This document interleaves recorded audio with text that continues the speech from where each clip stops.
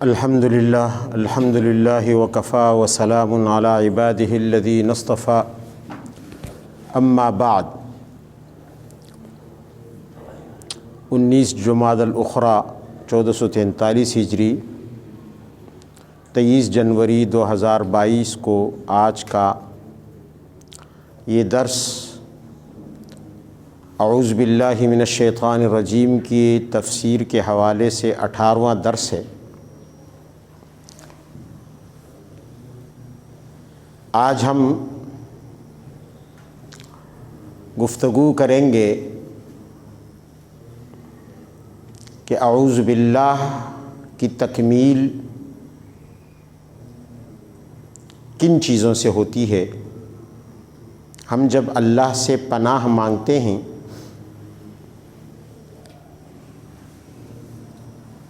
جو کہ تعوذ کا یا استعاذے کا بنیادی مقصد ہے، تو اس کی تکمیل علم، حال اور عمل، ان 3 چیزوں سے ہوتی ہے۔ یعنی ایک شخص جب اعوذ باللہ من الشیطان الرجیم کہتا ہے تو اس کے لیے سب سے پہلی بات جو جاننا ضروری ہے وہ ہے علم۔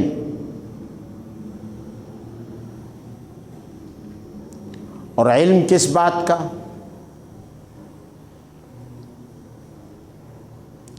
علم اس بات کا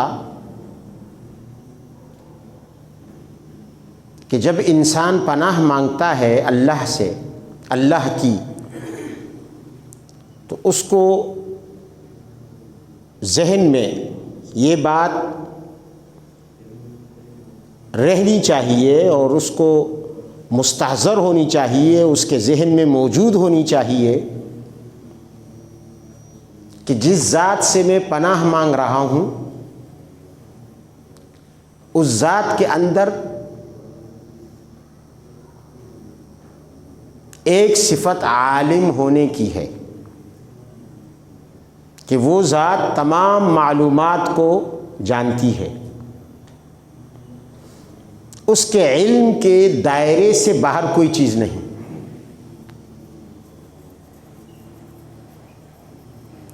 اس لیے کہ اگر یہ عقیدہ نہ ہو کہ میں جس ذات کی پناہ لے رہا ہوں وہ تمام معلومات نہیں جانتا، اس کا علم پوری دنیا کی معلومات کو گھیرے میں لیے ہوئے نہیں ہے، تو پھر ہو سکتا ہے کہ بعض چیزیں اس کے علم سے باہر ہوں، کچھ چیزیں اس کے علم کے احاطے میں نہ ہوں، وہ انہیں نہ جانتا ہو، اور ان کچھ چیزوں میں خود یہ پناہ مانگنے والا بھی ہو سکتا ہے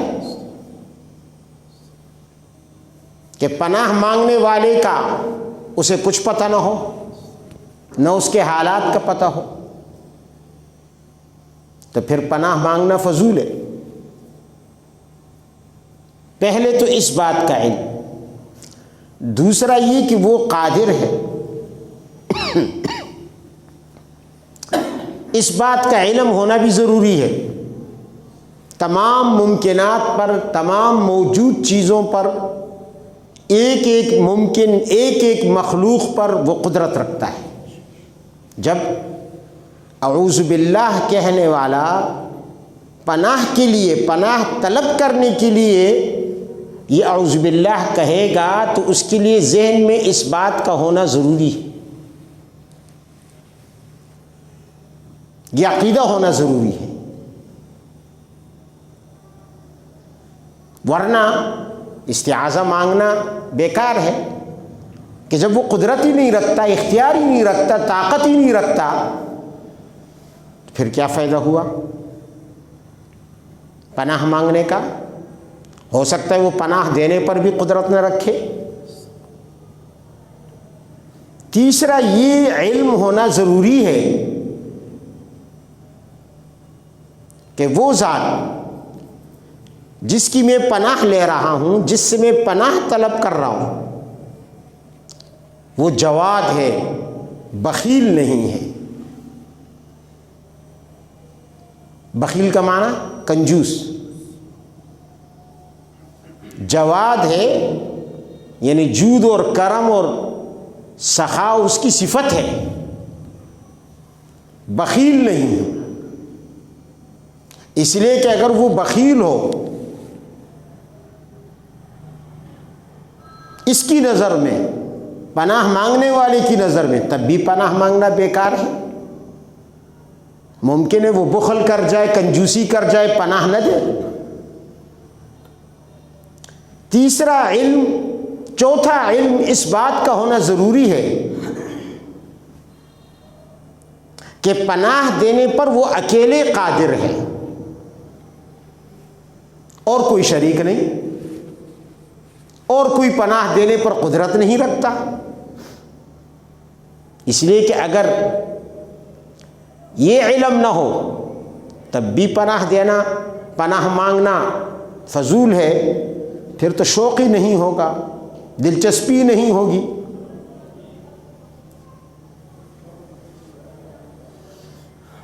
معلوم ہوا کہ استعاذہ یا اعوذ باللہ یا تعوذ کے دو بنیادی رکن ہیں، اور وہ کیا؟ یعنی علم کے، کہ استعاذہ کا علم ہم حاصل کریں تو دو بنیادی ارکان کے ساتھ، اور بنیادی رکن کیا ہے؟ ایک اللہ کی ذات کے متعلق علم، جس پر میں نے عرض کیا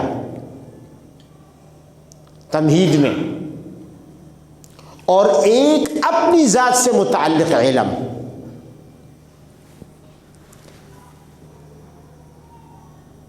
اللہ کی ذات سے متعلق سب سے پہلے کس بات کا علم ہونا ضروری ہے؟ کس بات کا جاننا؟ کہ وہ عالم تمام معلومات کا ہے، یعنی جو جو چیزیں معلوم ہو سکتی ہیں وہ ان سب کو جانتا ہے۔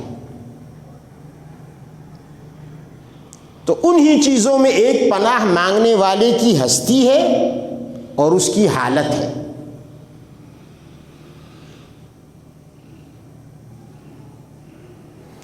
ساتھ میں یہ بھی اس عقیدے کے ساتھ یہ پناہ مانگے کہ وہ قادر مطلق ہے، تمام مخلوق پر یکساں قدرت رکھتا ہے۔ اگر برابری کی قدرت نہ رکھے، کسی پر قدرت رکھے، کسی پر نہ رکھے، کسی پر زیادہ رکھے، کسی پر کم رکھے، تو عاجز ہوگا، تو پناہ دینے سے عاجز ہوگا، تب بھی پناہ مانگنا بیکار ہے۔ تیسرا یہ کہ وہ جواد ہے، کنجوسی نہیں کرتا، جیسے میں نے ابھی عرض کیا، کریم ذات ہے، ہر ایک کو پناہ دینے کے لیے اس کے ہاں گنجائش ہے، وہ بڑی خوشی سے ہر پناہ مانگنے والے کو پناہ دیتا ہے۔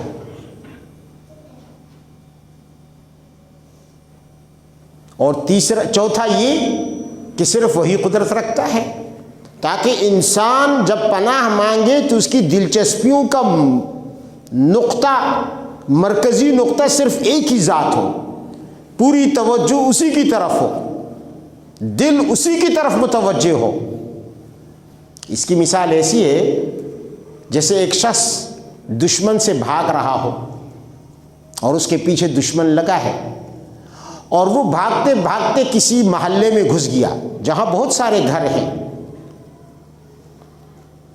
بہت سارے گھر ہیں۔ اس نے دیکھا کہ کون سا گھر مجھے پناہ دے سکتا ہے۔ اب وہ جا کے اس گھر کے باہر کھڑا ہو کر فریاد کرتا ہے کہ مجھے پناہ دی جائے۔ تو اب اگر گھر کے اندر موجود لوگوں کو پتہ ہو کہ باہر کوئی فریادی کھڑا ہے تو تب وہ پناہ دینے کے لیے دروازہ کھولیں گے اور اسے پناہ دیں گے۔ اگر انہیں پتہ ہی نہیں کہ ہمارے گھر کے باہر کون فریادی کھڑا ہے، کیسے پناہ دیں گے؟ نہیں دے سکتے۔ پھر اس شخص کا فریاد کرنا کہ یہ گھر والے مجھے پناہ دیں، یہ بیکار ہے۔ ان کو پتہ ہی نہیں، وہ سنتے ہی نہیں، وہ جانتے ہی نہیں۔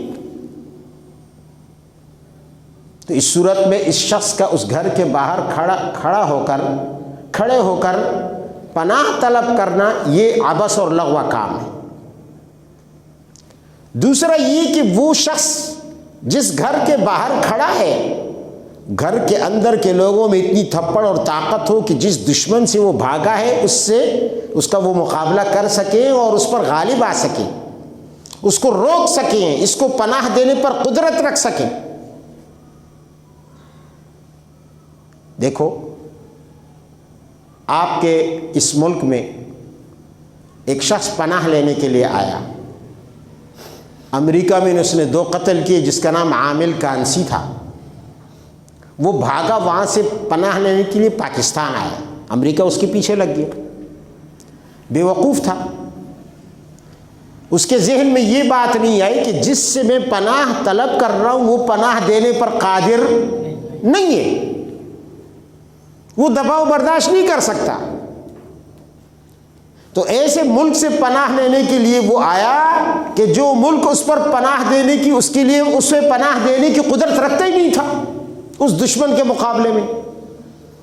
نتیجہ کیا ہوا کہ پکڑا گیا، وہی اسی دشمن نے آ کے اسے پکڑ لیا اور پناہ دینے والے دیکھتے رہ گئے اور لے جا کے اسے وہاں مار دیا۔ دیکھیے، اس میں ہمارے لیے سبق ہے۔ ہم جب اعوذ باللہ کہتے ہیں تو اس عقیدے کے ساتھ کہ جس ذات سے ہم پناہ مانگ رہے ہیں وہ اس دشمن کے مقابلے میں زور آور اور طاقتور ہے، وہ قدرت رکھتا ہے۔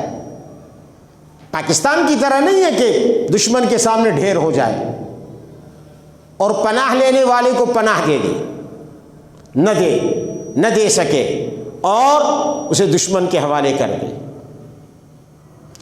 اب یہ شخص جو گھر کے باہر کھڑا ہے، اس کے ذہن میں یہ ہو کہ یہ گھر والے مجھے پناہ دینے پر طاقت رکھتے ہیں، قوت رکھتے ہیں، قدرت رکھتے ہیں، تو پھر اس کا پناہ مانگنا درست ہے۔ اور اگر اس کے ذہن میں یہی ہے کہ یہ گھر والے شاید مجھے پناہ دینے پر قدرت رکھتے بھی ہیں یا نہیں، اور وہ حقیقت میں بھی قدرت نہ رکھتے ہوں، تو اس کے پناہ مانگنے کو بے وقوفی کہا جائے گا کہ یہ کیسا احمق انسان ہے۔ تیسری چیز جس کا میں نے ذکر کیا کہ پناہ دینے والی ذات کے متعلق یہ بھی یقین ہو پناہ مانگنے والے کو کہ یہ بخیل نہیں ہے، کنجوس نہیں ہے، سخی ہے۔ اگر گھر کا مالک کنجوس ہو تو ظاہر ہے کہ وہ تو اپنے اوپر مال خرچ نہیں کرتا تو دوسروں پر کیا کرے گا؟ وہ تو ایک ایک نوالہ گنے گا، زیادہ سے زیادہ کچھ دیر کے لیے پناہ دے گا، پھر اسے لات مارے گا، جاؤ نکلو، تم نے تو میرا سارا راشن چٹ کر دیا۔ تو اب ایسا کنجوس انسان بھی کسی کو پناہ نہیں دے سکتا۔ تو پناہ مانگنے والا اگر کنجوس اور بخیل سے پناہ مانگے گا تو گیا، اس کا پناہ مانگنا ہی غلط۔ اور چوتھی چیز کہ پورے محلے میں اور بھی بہت سارے گھر ہیں، لیکن پناہ دینے پر قدرت یہی ایک گھر رکھتا ہے، اس گھر کا مالک رکھتا ہے، باقی گھر والے نہیں رکھتے۔ اگر یہ عقیدہ نہ ہو اور یہ ہو کہ بھائی کوئی بھی پناہ دے سکتا ہے، تو پھر ایک گھر کے سامنے اسی کو منتخب کرنے کی کیا ضرورت؟ پھر دلچسپی کا مرکز وہ گھر نہیں ہوگا مخصوص، بھئی پناہ تو کوئی بھی دے دے گا مجھے، اس محلے میں بہت سارے گھر ہیں، یہ نہ صحیح وہ نہ صحیح وہ نہ صحیح وہ۔ تو جب اسے یہ یقین ہو کہ پناہ دینے والا یہی ایک ٹھکانہ ہے، یہی ایک گھر ہے تو اب اس کی پوری دلچسپی اسی گھر کی طرف ہوگی، توجہ اسی گھر کی طرف ہوگی کہ اس گھر میں مجھے پناہ مل جائے۔ اسی لیے تو شریعت کہتی ہے نا کہ سارے دروں کو چھوڑ دو، ہاں، جس طرح محلے میں سارے گھروں کو چھوڑ کر ایک گھر منتخب کیا پناہ کے لیے، تو تم بھی سارے در چھوڑ کر ایک در کو منتخب کر لو، اس یقین کے ساتھ اور اس جزم کے ساتھ اور اس پختہ عقیدے کے ساتھ کہ باقی سارے در پناہ دینے سے عاجز ہیں، یہی ایک در ہمیں پناہ دے سکتا ہے۔ اب کیا ضرورت ہے ہم مزارات پر جانے کی؟ کبھی ایک مزار پر جائیں کبھی دوسرے، کیا مزار والے ہمیں پناہ دے سکتے؟ وہ بیچارے تو خود زندگی میں پناہ کے محتاج تھے اور اللہ سے پناہ طلب کرتے تھے، اعوذ باللہ نہیں پڑھتے تھے، اور نبی علیہ الصلوۃ والسلام خود اعوذ باللہ پڑھتے تھے، پناہ مانگتے تھے۔ تو 63 سال کی زندگی میں نبی علیہ السلام خود اللہ سے پناہ مانگتے رہے، تو آپ سے زیادہ بڑھ کر اور کون ہو سکتا ہے؟ تو پھر کسی ولی کی کیا طاقت ہے؟ کسی اور نبی کی کیا طاقت ہے؟ کسی اور فرشتے کی کیا طاقت ہے؟ کسی اور بادشاہ کی کیا مجال ہے؟ کسی اور مزار صاحب مزار کی، بت کی کیا مجال ہے؟ کسی اور مخلوق کی کیا طاقت ہے؟ اگر اعوذ باللہ پڑھنے والے کا یہ عقیدہ نہ ہو کہ پناہ دینے کے لیے صرف اللہ ہی کی ہستی ہے اور وہی پناہ دے سکتی ہے، تو اسے اللہ کی ذات سے پناہ مانگنے میں دلچسپی بھی نہیں ہوگی، رغبت ہی نہیں ہوگی۔ بھائی اللہ نہ دے پناہ، میں کہیں اور سے لے لوں گا، مجھے اللہ کے نبی پناہ دے دیں گے، مجھے فلاں پیرانی پیر پناہ دے دیں گے، مجھے داتا گنج بخش پناہ دے دیں گے۔ تو ایک در سے، ایک دربار سے دلچسپی نہیں رہے گی، دلچسپی ختم ہو جائے گی۔ جیسے اس شخص کی جس نے محلے میں یہ سوچا کہ کوئی بھی گھر مجھے پناہ دے سکتا ہے، کسی ایک گھر سے میں کیوں دلچسپی رکھوں، مجھے تو کوئی بھی پناہ دے دے۔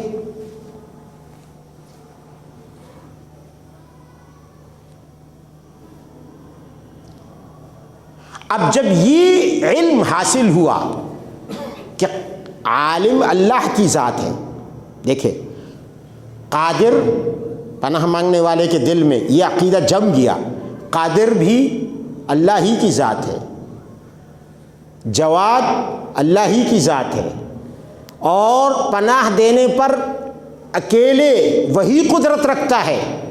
جب یہ چار باتیں جمع ہو گئیں اس کے علم میں، تو اب اس کے نتیجے میں اس کے اندر، اس کے دل میں ایک کیفیت پیدا ہو گئی، ایک حالت پیدا ہو گئی۔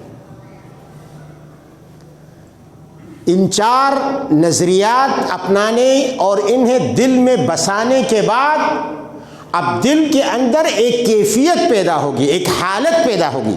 میں نے کہا نا کہ استعاذہ کی تکمیل علم سے ہوتی ہے اور حال سے ہوتی ہے اور عمل سے، تین چیزیں ہیں۔ تو دوسرے نمبر پر حال ہے، اور وہ حال کیا ہے، وہ کیفیت کیا ہے کہ اس وقت انسان کے دل میں تضرع اور خشوع کی کیفیت پیدا ہو جاتی ہے، جس کو انکساری اور عاجزی کہتے ہیں۔ آٹومیٹک یہ چار باتیں اللہ کی ذات کے متعلق جب دل میں اترتی ہیں، اس کے نتیجے میں آٹومیٹک خود بخود دل کے اندر کیفیت پیدا ہوتی ہے، تضرع کی، عاجزی کی، خشوع کی، انکساری کی۔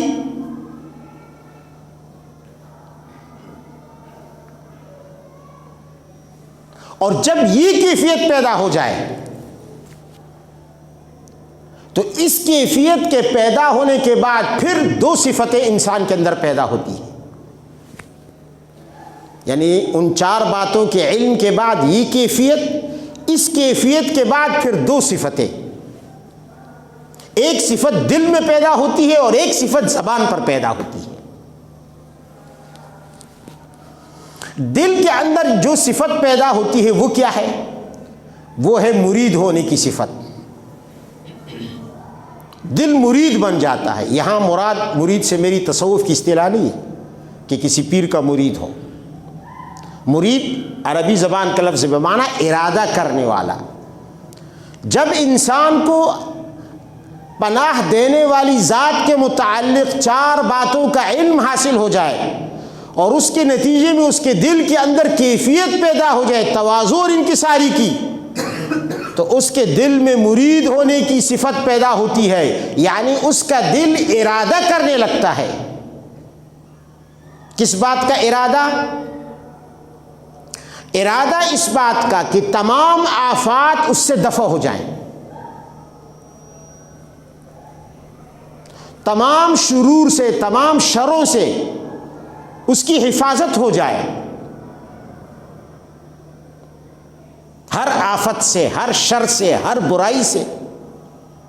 دل کے اندر یہ صفت پیدا ہوتی ہے، یہ داعیہ پیدا ہوتا ہے، یہ ارادہ پیدا ہوتا ہے. دل چاہتا ہے کہ اب مجھے ایک تحفظ مل جائے، ایک حفاظت مل جائے. اور جب یہ کیفیت، اور اس کے ساتھ ساتھ دل چاہتا ہے کہ تمام بھلائیاں، تمام خیر، ہر قسم کے خیر مجھ پر ان کا فیضان ہو جائے، بھلائیوں کی، نیکیوں کی، خیر کی بارش ہو جائے، برسات ہو جائے. تو جب دل یہ ارادہ کر لیتا ہے تو اس کے نتیجے میں زبان پر ایک صفت پیدا ہوتی ہے کہ زبان طالب بن جاتی ہے. زبان میں طلب کی صفت پیدا ہوتی ہے، اور زبان پھر آٹومیٹک دل کی اس کیفیت کی ترجمانی کرتے ہوئے طلبگار بن کر اپنے رب سے پناہ طلب کرنے لگتی ہے اور کہتی ہے کہ اعوذ باللہ من الشیطان الرجیم. 4 چیزوں کا علم اللہ کے متعلق، پھر ان کے نتیجے میں دل کی کیفیت، پھر دل کی کیفیت کے نتیجے میں 2 صفات کا پیدا ہونا، ایک صفت قلبی کا، ایک صفت لسانی کا. اور زبان دل کی ترجمان بن کر، گویا استعاذے کے 2 بنیادی ارکان ہیں. ایک اللہ پر علم، کم از کم ان 4 صفات کے حوالے سے جب پناہ مانگنے والا پناہ مانگنے لگے، اور ایک اپنے نفس پر علم، اپنی ذات کے متعلق بھی علم ہونا چاہیے. علم باللہ اور علم بالنفس. علم باللہ کے متعلق تو میں عرض کر چکا. علم بالنفس کیا ہے؟ کہ انسان اپنے متعلق یہ جان لے، یہ سمجھ لے کہ میں اپنے لیے، اپنے فائدے حاصل کرنے میں خود مختار اور مستقل نہیں. میں عاجز ہوں. میں اپنے مصالح اور اپنے فوائد اور اپنے منافع کو حاصل کرنے میں، اپنے لیے کام کی چیزوں کو حاصل کرنے میں اکیلے کچھ نہیں کر سکتا. میں اکیلے ناکافی ہوں. اس لیے کہ اگر ایک شخص کا یہ خیال ہو کہ میں ہم چمن دیگر نیست ہوں تو میں ہی ہوں، میں خود دشمن سے بچ سکتا ہوں، تو پھر استعاذہ کرنا، پناہ مانگنا اللہ سے تو عبث سے بیکار ہے. جب ایک شخص کا خود کا عقیدہ یہ ہے کہ میں کافی ہوں تو مجھے کسی پناہ دینے والے کی کیا ضرورت ہے؟ میں کیوں کسی سے پناہ مانگوں؟ میں خود دشمن کا مقابلہ کر سکتا ہوں. تو اس لیے اعوذ باللہ کے لیے ضروری ہے کہ ایک انسان اپنے متعلق یہ علم رکھے کہ بھیا میں کچھ نہیں ہوں. میں اپنے کام کرنے میں، اپنے کو بچانے میں، اپنے تحفظ میں خود ناکام ہوں. میں مستقل کچھ نہیں ہوں جب تک کہ کسی کا سہارا نہ ہو. اب یہاں پر ایک سوال پیدا ہوتا ہے کہ بھائی یہ اتنی تفصیلات کی کیا ضرورت ہے کہ اللہ کے متعلق پناہ مانگنے والے کا یہ بھی خیال ہو اور یہ بھی خیال ہو اور یہ بھی عقیدہ ہو اور یہ بھی عقیدہ ہو. بس جب موقع آیا اعوذ باللہ کہہ دیا کہ اللہ عالم بھی ہے اور اللہ قادر مطلق بھی ہے اور اللہ پاک جو ہے وہ جواد بھی ہے یعنی کریم بھی ہے، بخیل نہیں ہے، اور اللہ ہی واحد قدرت رکھنے والی ذات ہے. اتنی تفصیلات کی کیا ضرورت؟ یہ خیال نہ بھی ہو، یہ عقیدہ نہ بھی ہو، بس اعوذ باللہ من الشیطان الرجیم کہہ دے. تو یہ سوال اگر یہ شبہ اگر ذہن میں شیطان ڈال دے تو یہ بہت بودا شبہ ہے، بہت بودا سوال ہے. بھائی پھر تو اللہ سے اس کو عالم مانے بغیر، اس کو قادر جانے بغیر، اس کو جواد جانے بغیر، اس کو واحد قدرت رکھنے والا مانے بغیر اگر اس سے پناہ مانگی جائے تو یہ ایسا ہوگا جیسے ابراہیم علیہ السلام کے والد آزر بتوں سے مدد مانگتے تھے، بتوں سے پناہ مانگتے تھے، بتوں کو پکارا کرتے تھے. تو حضرت ابراہیم علیہ السلام نے یہی سوال تو کیا اور کہا کہ ابا جان آپ کے مانگنے میں بہت بڑا عیب ہے. یہ جو آپ مانگ رہے ہیں نا اپنے بتوں سے، اپنے معبودوں سے، اس مانگنے میں بہت بڑا عیب ہے. وہ عیب کیا ہے؟ فرمایا یا ابت لم تعبد ما لا يسمع ولا يبصر ولا يغني عنك شيئا. ابا جان آپ جن سے مانگ رہے ہیں، پناہ مانگتے ہیں، مدد مانگتے ہیں، جو کچھ بھی مانگتے ہیں، تو نہ تو یہ سنتے ہیں، نہ دیکھتے ہیں، نہ جانتے ہیں، نہ آپ کی حالت کا ان کو پتہ ہے، نہ آپ کی ضروریات کا ان کو پتہ ہے، آپ کے وجود کا بھی ان کو پتہ نہیں ہے. اس لیے تو وہ آپ کو کوئی فائدہ بھی نہیں پہنچا سکتے، کوئی فائدہ نہیں پہنچا سکتے، اور آپ انہیں پکارے جا رہے ہیں، پکارے جا رہے ہیں، پکارے جا رہے ہیں. تو پھر تو ہمارا مانگنا بھی اسی طرح معیوب ہوگا اللہ سے کہ اگر ہم جو پناہ مانگنے والے ہیں اللہ سے، ہمارا یہ عقیدہ نہ ہو کہ اللہ عالم ہے، تو پھر ہم میں اور آزر میں کیا فرق؟ آزر بھی تو اپنی آنکھوں سے دیکھتے تھے کہ یہ حرکت نہیں کر سکتے، یہ میری بات کا جواب نہیں دے سکتے، یہ سن نہیں سکتے. بھائی پتھر کے بنے ہوئے بت تھے، وہ کہاں سن سکتے تھے؟ اتنی تو عقل تو ہر انسان رکھتا ہے، کہاں جان سکتے تھے اس کی حالت کو؟ پھر بھی پوجے جا رہے ہیں. تو ہم تو جس ذات کو پکار رہے ہیں پناہ کے لیے، وہ ذات ایسی نہیں ہے جیسے آزر کے معبود، آزر کے خدا. وہ تو حی القیوم ذات ہے، وہ تو اسے معلوم ہے کہ پناہ کون مانگ رہا ہے، کیوں مانگ رہا ہے، کیا ضرورت ہے اس کی، وہ سب کچھ جانتا ہے. تو ہمارے مانگنے میں اور آزر کے مانگنے میں فرق یہ ہے کہ آزر بھی مانگتا ہے، پکارتا ہے اپنے معبود کو، لیکن وہ نہ اسے عالم سمجھتا ہے، نہ قادر سمجھتا ہے، نہ اسے جواد اور کریم سمجھتا ہے، نہ اسے واحد معبود سمجھتا ہے. اسی لیے تو کئی معبود رکھے ہوئے ہیں، ایک بھی بیچارہ کافی نہیں ہے نا، بہت سارے رکھے ہوئے ہیں. جیسے ہم لوگوں نے کئی مزار بنا رکھے ہیں. بھائی ایک اگر مزار والے دے سکتے ہیں تو پھر ایک ہی مزار کافی ہے نا، یہ ہزاروں مزار کس لیے؟ اب یہ بیچارے دوڑ رہے ہیں کبھی سیون بابا کو راضی کرنے کے لیے، کبھی لاہوت لامکان کیا نام ہے اس کا، شاہ نورانی کو راضی کرنے کے لیے، کبھی شاہ غازی کو راضی. وہ بیچارہ مشرک بیچارہ سرگردان ہے کہ کس کو راضی کروں. کوئی اجمیر جا رہا ہے راضی کرنے کے لیے، تو بھئی یہ قریب والے کچھ نہیں کر سکتے جو تم اجمیر جا رہے ہو. کیا ہوا، یہ ناراض ہو گئے کیا؟ یا یہ نہیں سنتے، نہیں جانتے، وہ جانتا ہے، سنتا ہے. اور کوئی بغداد جا رہا ہے، پیرانی پیر کو پکارنے کے لیے اور سنانے کے لیے اور راضی کرنے کے لیے. ضرب اللہ مثلا رجلا فیہ شرکاء متشاکسون ورجلا سلما لرجل. اللہ نے مشرک اور موحد کی مثال ذکر کی.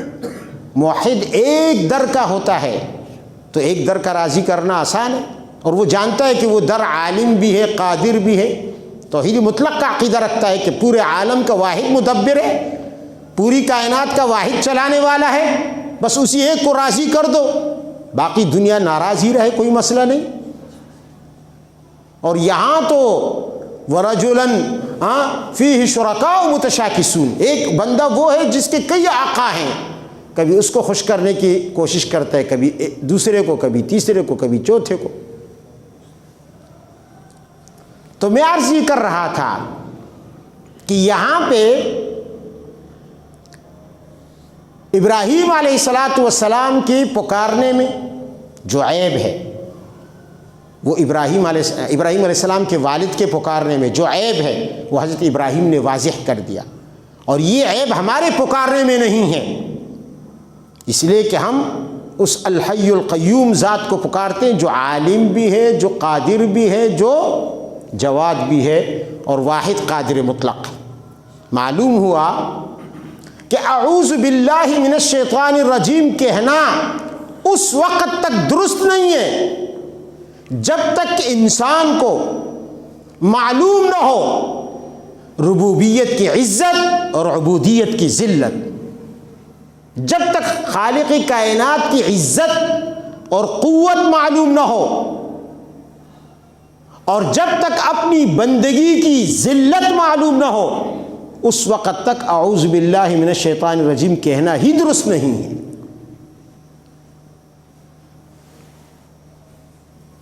اور اس کی وجہ یہ ہے کہ انسان دیکھیں، دو چیزیں ہیں، ایک علم ہے، ایک عمل ہے.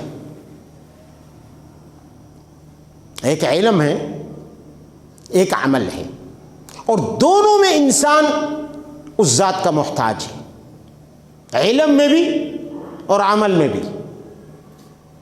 اس کی نصرت اور مدد کے بغیر صحیح علم حاصل نہیں کر سکتا، جہالت کے اندھیروں سے نہیں نکل سکتا. اور علم میں تو بہت زیادہ احتیاج رکھتا ہے، اتنی احتیاج. اس کی دلیل یہ ہے کہ ہم لوگ دنیا میں دیکھتے ہیں کہ کئی انسان ہم نے دیکھے، شیطان نے ان کے دلوں میں وسوسہ ڈالا، شبہ ڈالا، ایک سوال پیدا کیا. پہل تو انہوں نے کوشش کی کہ وہ سوال خود حل کر لیں، ان کو جواب نہیں ملا.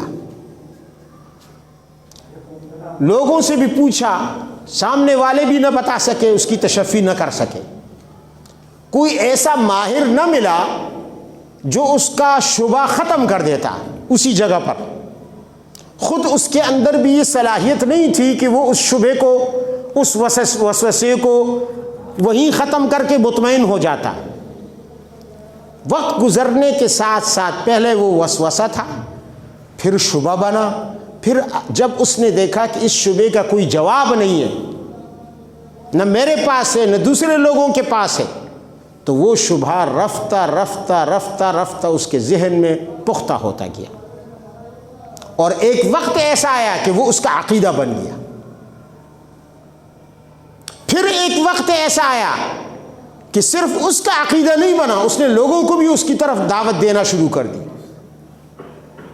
بیچارہ شیطان کے اس وسوسے سے، جو شیطان نے اس کے دل میں وسوسہ ڈالا، پھر اس وسوسے نے ترقی شروع کی. جیسے مرض بڑھتا ہے نا، اب کینسر کا مرض تو ایک دم اتنا نہیں ہوتا، پہلے چھوٹا سا دانہ ہوتا ہے، چھوٹا سا کوئی جرثومہ یا وائرس ہوتا ہے انسان کے ذہن میں، پھر وہ بڑھتے بڑھتے بڑھتے کتنا پھیل جاتا ہے اگر شروع میں اس کو نہ کاٹ دیا جائے. اسی طرح مثال اس شبے کی ہے. وہ بڑھتے بڑھتے بڑھتے اتنا بڑھ گیا کہ اس کا عقیدہ بن جاتا ہے، اور جب عقیدہ بن جاتا ہے تو پھر وہ دوسروں کو بھی دعوت دیتا ہے کہ بھئی یہی اصل دین ہے، یہی اصل عقیدہ ہے۔ نتیجہ یہ ہوتا ہے کہ ایک دنیا گمراہ ہو جاتی ہے، ایک دنیا گمراہ ہو جاتی ہے۔ اب آپ دیکھیں، پھر وہ دنیا سے چلا جاتا ہے اور ایک جنب غفیر، ایک بڑی تعداد اپنے ماننے والوں کی چھوڑ دیتا ہے، جو اس کے اس شبہے کا، جو کہ حقیقت میں ایک شیطانی وسوسہ ہوتا ہے، اس کا شکار ہو جاتے ہیں۔ پھر کوئی اللہ کا بندہ جسے اللہ نے بڑا علم دیا ہو، ماہر ہو قرآن و حدیث کا، دین کا، شریعت کا، اس کی گہری نظر ہو قرآن و حدیث پر، اس کے سامنے شبہ آتا ہے، وہ ایک دم اس شبہے کا جواب دے دیتا ہے اور اس شبہے کے تار و پود بکھیر دیتا ہے۔ جیسے مکڑی کا جالا کتنا ہی بڑا کیوں نہ ہو، آپ ایک انگلی مار دیں سارا جالا ٹوٹ جائے گا، سارا گھر ٹوٹ جائے گا۔ جو اس نے بڑی محنت سے اتنا بڑا سا گھر بنایا ہوا ہے، آپ یوں پھونک مار دیں یا ایک انگلی مار دیں، وہ سارا گھر، سارا محل زمین بوس ہو جائے گا۔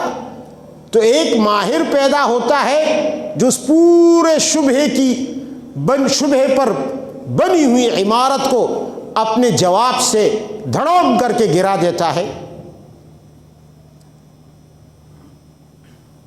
پھر جس کو اللہ توفیق دیتا ہے، اس کے ذہن میں بات آ جاتی ہے، وہ قبول کر لیتا ہے، نہیں ہوتا تو اپنی اسی شبہے پر کہ میرے بڑے نے یہ بات کہی ہے تو اسی پر ڈٹا رہتا ہے۔ اب ہم اپنے بڑے کی بات کیسے چھوڑیں؟ حالانکہ وہ بیچارہ شیطانی وسوسے کا شکار ہوا۔ یہ آپ دیکھیں، غلام احمد پرویز، اس کے ذہن میں شبہ آیا کہ احادیث حجت نہیں ہے، احادیث کے متعلق شیطان نے وسوسہ ڈالا، پھر وہ وسوسہ شبہے میں بدلا، شبہے سے اعتراض میں بدلا، اعتراض سے وہ نظریے میں بدلا، نظریے سے وہ مذہب میں بدل گیا۔ اب وہ بیچارہ تو دنیا سے چلا گیا، پیچھے ہزاروں لوگ اس نے اس عقیدے کے بنا کر چھوڑ دیے، اور پھر اللہ نے علم کے پہاڑ کھڑے کر دیے جنہوں نے پرویز کے اس پوری عمارت کو ایک پھونک سے اڑا کر رکھ دیا۔ یہ ایک مثال دے رہا ہوں، ہزاروں مثالیں ہیں، ہزاروں مثالیں ہیں۔ تو دیکھو، اگر یہ شخص کس چیز میں شبہے کا شکار ہوا؟ یہ علم میں اگر اللہ کی مدد نہ ہو، انسان کے لیے ایسے شبہات سے نکلنا ناممکن ہے جب تک وہ اللہ کی پناہ میں نہ آئے، ورنہ ایسے ہی ہوگا، وہ شبہ عقیدے میں بدل کر اس کا دین بن جائے گا، اور پھر وہ ایک انسانوں کی ایک نسل کو گمراہ کر دے گا۔ یہ جتنے گمراہ فرقے ہیں، ان سب کے ساتھ یہی کہانی ہوئی کہ ذہن میں کوئی شبہ آیا، وہ شبہ بر وقت حل نہ ہو سکا، بر وقت ان کو ایسا شخص نہ ملا جو اس وسوسے کو توڑ دیتا۔ چلتے گئے، آگے بڑھتے گئے، اس شبہے میں وہ شبہ ترقی کرتا گیا، ذہن میں راسخ ہوا، اور بالآخر گمراہی کا وہ بنا۔ تو انسان جب تک اللہ تعالیٰ کی پناہ اور مدد میں نہ آئے، ان شیطان کے ایسے وسوسوں سے نجات نہیں پا سکتا۔ اسی لیے تو ضروری ہے کہ ہر وقت وہ اعوذ باللہ من الشیطان الرجیم کہتا رہے۔ معلوم نہیں کہ کب ایسا کوئی وسوسہ، ویسے وسوسے تو بہت آتے ہیں، لیکن ہر وسوسہ اتنا مضر نہیں ہوتا یا دیرپا نہیں ہوتا۔ بعض وسوسہ آ کے چلا جاتا ہے، وہ کوئی مسئلہ نہیں۔ بعض وسوسہ ایسا ہوتا ہے جو انسان کے دل و دماغ پر قبضہ جما لیتا ہے، اسی لیے تو لوگ ملحد بن جاتے ہیں، لوگ ملحد بن جاتے ہیں۔ پھر آپ دیکھیں دنیا میں ایک اور زاویے سے آپ دیکھیں، کوئی شخص یہ چاہتا ہے کہ میں غلط عقیدے پر رہوں، میں جہالت پر رہوں، کوئی شخص یہ نہیں چاہتا، میں جاہل رہوں یا میں غلط راستے پر رہوں، کوئی شخص یہ نہیں چاہتا۔ آپ ہندو سے پوچھیں، وہ بھی یہی کہے گا کہ جی میں تو سچ راستے پہ جانا چاہتا ہوں. عیسائی بھی یہی کہے گا، سکھ بھی یہی کہے گا، یہودی بھی یہی کہے گا. ہر شخص یہ چاہتا ہے کہ میں صحیح راستے پر رہوں، مجھے صحیح حقیقت کا علم ہو جائے، جو اصل حقیقت ہے کہ اصل کیا ہے. لیکن کیا دنیا کے تمام انسان اپنی اس خواہش میں کامیاب ہیں؟ نہیں کامیاب. دنیا کے تمام انسان اپنی اس خواہش میں کامیاب ہیں، ورنہ تو دنیا میں کوئی گمراہ نہ ہوتا. خواہش سب کی ہے. آپ انگریز سے بھی پوچھیں گے وہ بھی یہی کہے گا، آپ ہندو سے کہیں گے وہ بھی یہی کہے گا. کوئی شخص اپنے لیے جہالت کو پسند نہیں کرتا، کوئی شخص دنیا کا اپنے لیے غلط راستے کو پسند نہیں کرتا. پھر کیا وجہ ہے؟ کہ حق پرست تو بہت ہی کم ہے، آٹے میں نمک کے برابر بھی نہیں، اور دنیا باطل پرستوں سے بھری ہوئی ہے. کتنے مذاہب ہیں، ہزاروں کی تعداد میں مذاہب ہیں، ہزارہا کی تعداد میں فرقے ہیں. باوجود انسان کی خواہش کی، باوجود انسان کی کوشش کی، معلوم ہوا کہ انسان اپنی خواہش سے اور اپنی کوشش سے نہ حقیقت تک پہنچ سکتا ہے، نہ حق تک پہنچ سکتا ہے. نہ حقیقت تک پہنچ سکتا ہے، نہ حق تک پہنچ سکتا ہے، جب تک کہ اللہ تعالیٰ کی نصرت اور مدد نہ ہو، اللہ کا ساتھ نہ ہو. اس لیے کہ انسان کو یہ معلوم ہی نہیں کہ میرے مصالح اور میرے فوائد کیا ہیں. اور انسان کے لیے ضروری ہے کہ اپنے متعلق یہ عقیدہ رکھے کہ میں اپنے لیے کام کی چیزیں نہ ان کو وجود دے سکتا ہوں اپنے فائدوں کو، نہ ان کو اگر میں جان بھی لوں تو انہیں حاصل بھی نہیں کر سکتا. میں اگر کمیت اور کیفیت کے لحاظ سے، مقدار کے لحاظ سے، کیفیت کے لحاظ سے مجھے پتہ بھی چل جائے کہ یہ چیزیں میرے لیے فائدہ مند ہیں، پھر بھی وہ انہیں حاصل کرنے پر قدرت نہیں رکھتا، اور اگر کبھی حاصل بھی کر لے تو انہیں برقرار رکھنے پر بھی قدرت نہیں رکھتا. کسی بھی وقت پھسل سکتا ہے. بھائی جب ایک بچہ چلنا سیکھ لے تو کیا وہ پھر پھسل کر نہیں گرتا زندگی میں؟ حالانکہ چلنا سیکھ چکا ہے، لیکن اس تعلیم کو برقرار نہیں رکھ پاتا، پھر کسی وقت ٹھوکر کھا لیتا ہے، گر جاتا ہے بچہ. اسی طرح یہ انسان اپنے فائدے کی چیزوں کو یا تو حاصل نہیں کر سکتا، حاصل کر لے تو انہیں برقرار نہیں رکھ سکتا، اور اپنے سے نقصان دہ چیزوں کو دفع نہیں کر سکتا. نہ شیطان کو دفع کر سکتا ہے، نہ شیطان کے اثرات کو دفع کر سکتا ہے.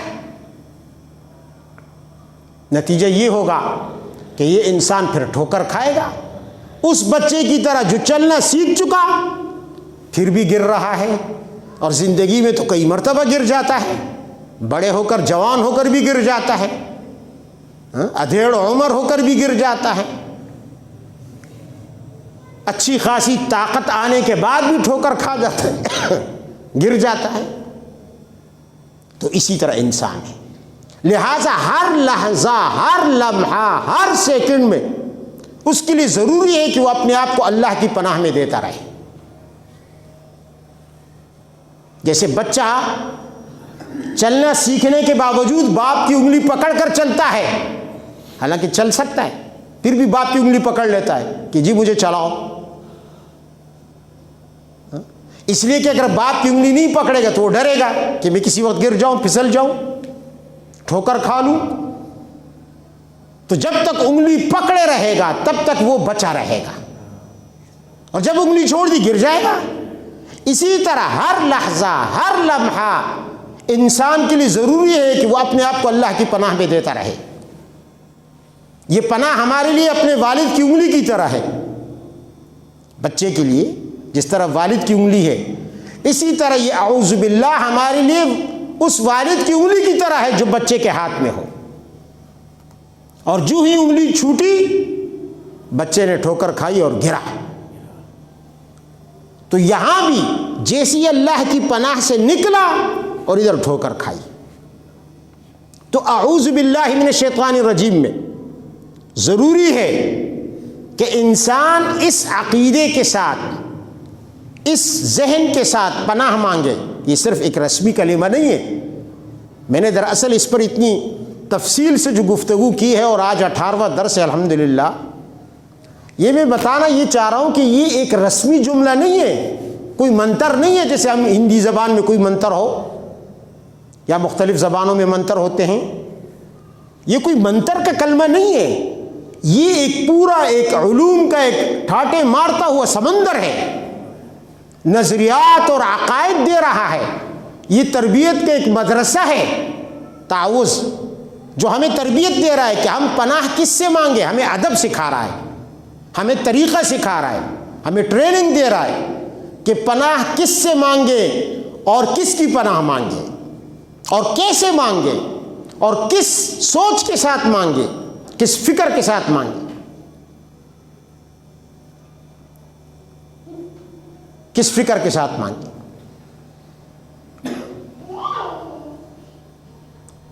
اللہ تعالیٰ سے دعا ہے کہ اللہ ہمیں تعوذ کے علوم عنایت فرمائے. تعوذ میں جتنے علوم ہیں یہ سب عنایت فرمائے. احاطہ نہیں کر سکتا انسان، میں اگر لگا رہوں تو 1 سال اور لگ سکتا ہے. ایسے علوم ہیں اس جملے کے اندر کہ انسان حیران اور دنگ رہ جائے. بہرحال اگر مزید ارادہ ہوا تو اگلے درس میں اس پر گفتگو ہوگی. وآخر دعوانا الحمدللہ رب العالمین.